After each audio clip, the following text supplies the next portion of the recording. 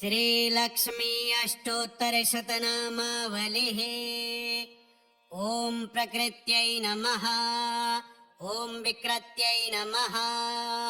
ॐ विद्यायै नमः, ॐ सर्वभूतहितप्रदायै नमः, ॐ श्रद्धायै नमः, ॐ विभूत्यै नमः, ॐ सुरभ्यै नमः, ॐ परमात्मिकायै नमः, ॐ वाचे नमः, ॐ पद्मालयायै नमः, ॐ पद्मायै नमः, ॐ शुचै नमः, ॐ स्वाहायै नमः, ॐ स्वधायै नमः, ॐ सुधायै नमः, ॐ धन्यायै नमः, ॐ हिरण्मय्यै नमः, ॐ लक्ष्म्यै नमः, ॐ नित्यपुष्टायै नमः, ॐ विभावर्यै नमः, ॐ अदित्यै नमः, ॐ दित्यै नमः, ॐ दीप्तायै नमः, ॐ वसुधायै नमः, ॐ वसुधारिण्यै नमः, ॐ कमलायै नमः, ॐ कान्तायै नमः, ॐ कामाक्ष्यै नमः,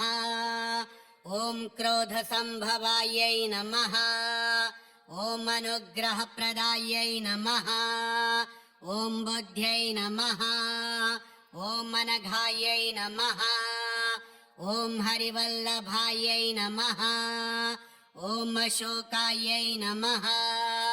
ॐ अमृतायै नमः, ॐ धनलक्ष्म्यै नमः, ॐ लोकशोकविनाशिन्यै नमः,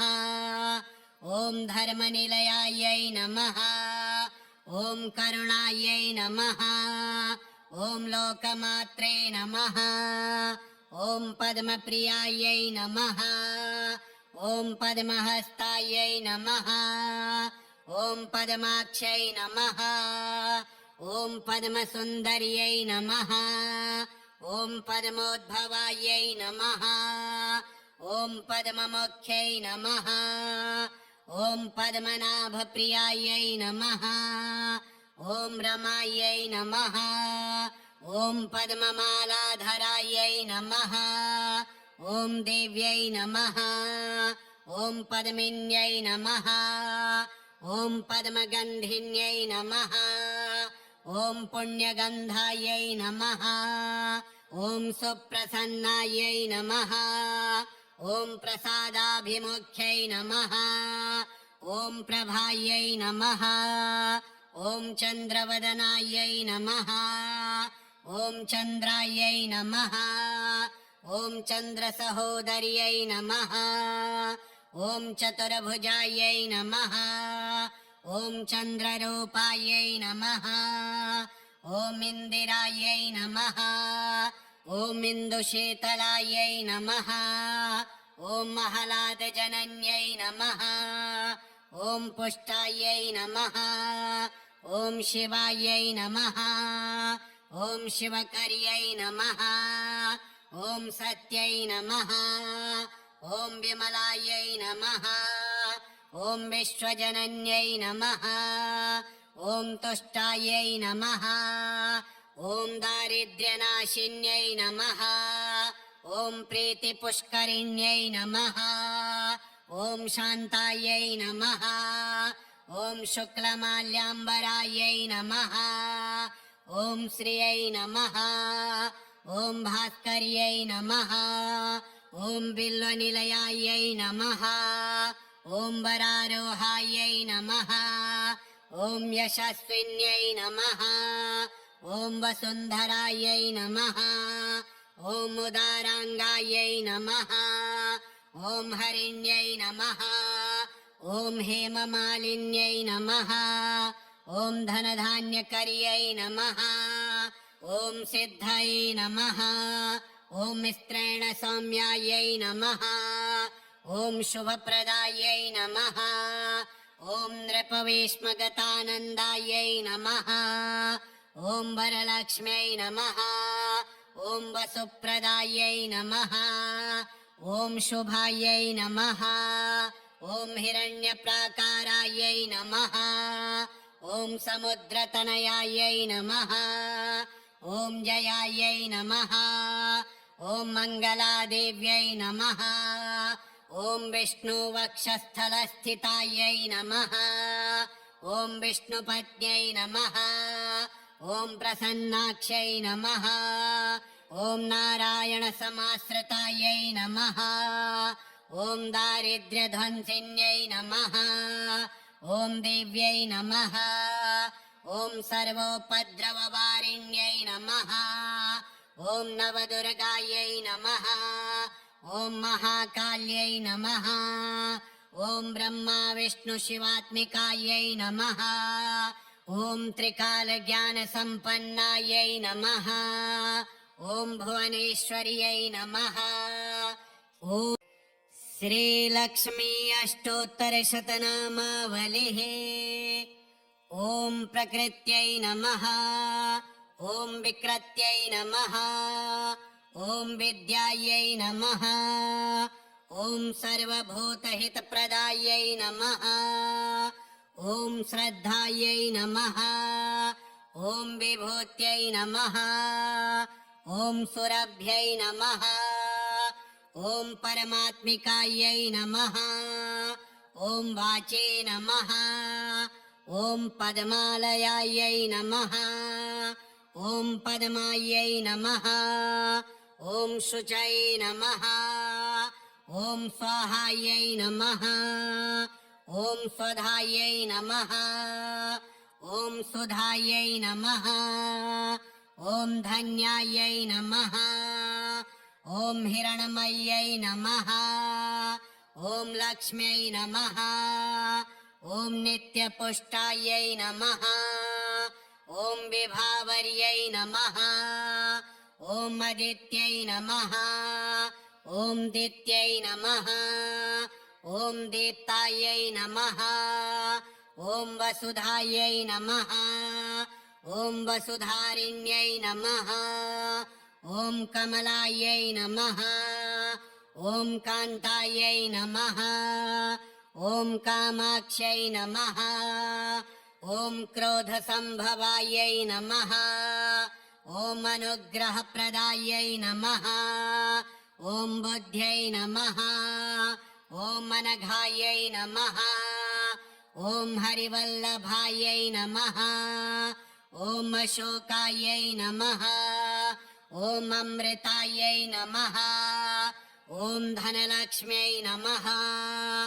ॐ लोकशोकविनाशिन्यै नमः ॐ धर्मनिलयायै नमः ॐ करुणायै नमः ॐ लोकमात्रे नमः ॐ पद्मप्रियायै नमः ॐ पद्महस्तायै नमः ॐ पद्माक्ष्यै नमः ॐ पद्मसुन्दर्यै नमः ॐ पद्मोद्भवायै नमः ॐ पद्ममुख्यै नमः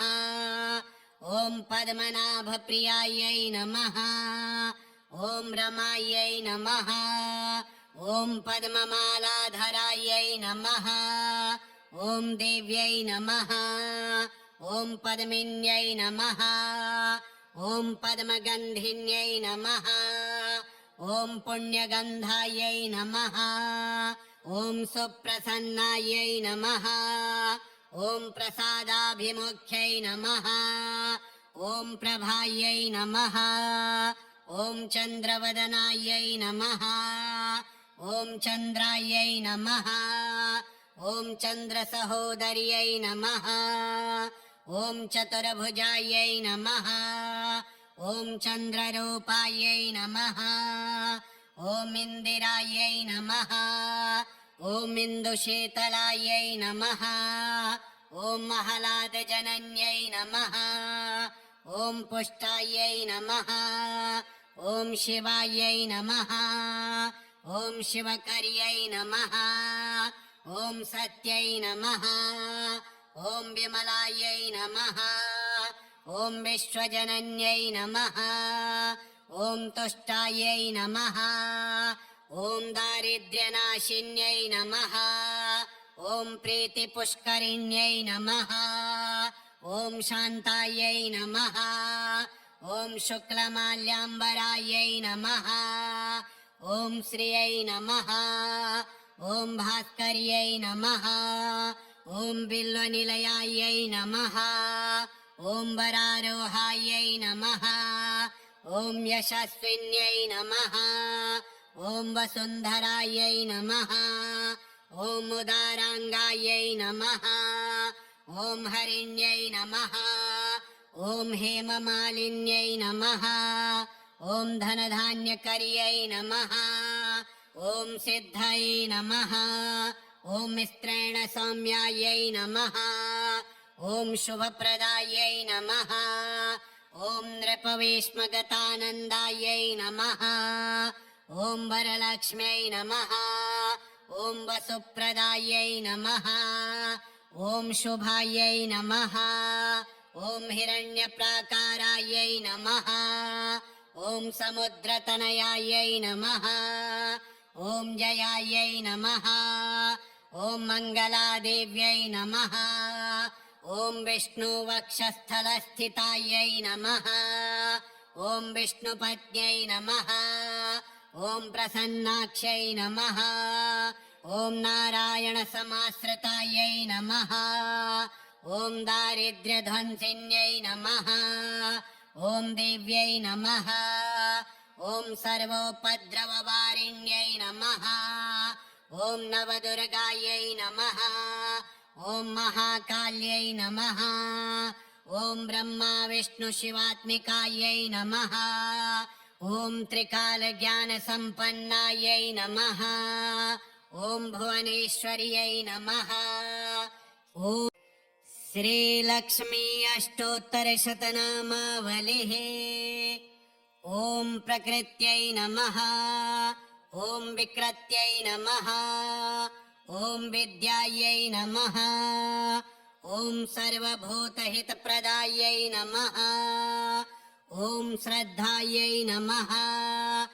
ॐ विभूत्यै नमः ॐ सुरभ्यै नमः ॐ परमात्मिकायै नमः ॐ वाचे नमः ॐ पद्मालयायै नमः ॐ पद्मायै नमः ॐ शुचये नमः ॐ स्वाहायै नमः ॐ स्वधायै नमः ॐ सुधायै नमः ॐ धन्यायै नमः ॐ हिरण्मय्यै नमः ॐ लक्ष्म्यै नमः ॐ नित्यपुष्टायै नमः ॐ विभावर्यै नमः ॐ अदित्यै नमः ॐ दित्यै नमः ॐ दीप्तायै नमः ॐ वसुधायै नमः ॐ वसुधारिण्यै नमः ॐ कमलायै नमः ॐ कान्तायै नमः ॐ कामाक्ष्यै नमः ॐ क्रोधसम्भवायै नमः ॐ अनुग्रहप्रदायै नमः ॐ बुद्ध्यै नमः ॐ अनघायै नमः ॐ हरिवल्लभायै नमः ॐ अशोकायै नमः ॐ अमृतायै नमः ॐ धनलक्ष्म्यै नमः ॐ लोकशोकविनाशिन्यै नमः ॐ धर्मनिलयायै नमः ॐ करुणायै नमः ॐ लोकमात्रे नमः ॐ पद्मप्रियायै नमः ॐ पद्महस्तायै नमः ॐ पद्माक्ष्यै नमः ॐ पद्मसुन्दर्यै नमः ॐ पद्मोद्भवायै नमः ॐ पद्ममुख्यै नमः ॐ पद्मनाभप्रियायै नमः ॐ रमायै नमः ॐ पद्ममालाधरायै नमः ॐ देव्यै नमः ॐ पद्मिन्यै नमः ॐ पद्मगन्धिन्यै नमः ॐ पुण्यगन्धायै नमः ॐ सुप्रसन्नायै नमः ॐ प्रसादाभिमुख्यै नमः ॐ प्रभायै नमः ॐ चन्द्रवदनायै नमः ॐ चन्द्रायै नमः ॐ चन्द्रसहोदर्यै नमः ॐ चतुर्भुजायै नमः ॐ चन्द्ररूपायै नमः ॐ इन्दिरायै नमः ॐ इन्दुशीतलायै नमः ॐ महलादजनन्यै नमः ॐ पुष्टायै नमः ॐ शिवायै नमः ॐ शिवकर्यै नमः ॐ सत्यै नमः ॐ विमलायै नमः ॐ विश्वजनन्यै नमः ॐ तुष्टायै नमः ॐ दारिद्र्यनाशिन्यै नमः ॐ प्रीतिपुष्करिण्यै नमः ॐ शान्तायै नमः ॐ शुक्लमाल्याम्बरायै नमः ॐ श्रियै नमः ॐ भास्कर्यै नमः ॐ बिल्वनिलयायै नमः ॐ वरारोहायै नमः ॐ यशस्विन्यै नमः ॐ वसुन्धरायै नमः ॐ उदाराङ्गायै नमः ॐ हरिण्यै नमः ॐ हेममालिन्यै नमः ॐ धनधान्यकर्यै नमः ॐ सिद्धये नमः ॐ मिस्त्रेण सौम्यायै नमः ॐ शुभप्रदायै नमः ॐ नृपवेश्मगतानन्दायै नमः ॐ वरलक्ष्म्यै नमः ॐ वसुप्रदायै नमः ॐ शुभायै नमः ॐ हिरण्यप्राकारायै नमः ॐ समुद्रतनयायै नमः ॐ जयायै नमः ॐ मङ्गलादेव्यै नमः ॐ विष्णुवक्षस्थलस्थितायै नमः ॐ विष्णुपत्न्यै नमः ॐ प्रसन्नाक्ष्यै नमः ॐ नारायणसमाश्रितायै नमः ॐ दारिद्र्यध्वंसिन्यै नमः